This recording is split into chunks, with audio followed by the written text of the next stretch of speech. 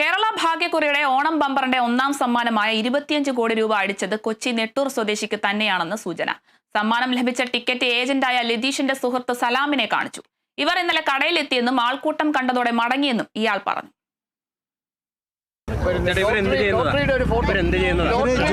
ജോലിയൊന്നും ഇല്ലാന്ന് തോന്നുന്നുണ്ട് അവർക്ക് വീട്ടിലിരിക്കണം.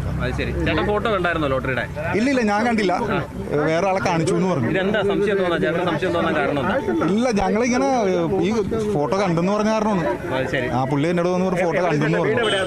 നെട്ടൂർ തന്നെ അതാണെങ്കിൽ, അല്ലെങ്കിൽ നമുക്ക് ഉറപ്പിക്കാൻ പറ്റില്ല കേട്ടോ. വന്നിരുന്നു മിണ്ടാതെ പോയി. പുള്ളി അവർക്ക് ചിലപ്പോൾ പേടിയായിട്ടായിരിക്കും, പറയാനുള്ള പേരറിയില്ല ആണെന്നാ തോന്നുന്നു കേട്ടോ. അറിയില്ല വരുമെന്നാണ് പറഞ്ഞത്, എങ്ങനെയാണെന്ന് അറിയില്ല. അതാണെന്ന് നോക്കട്ടെ. ആണെങ്കിൽ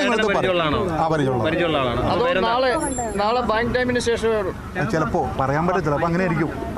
ആളെ കിട്ടിയിട്ടില്ല.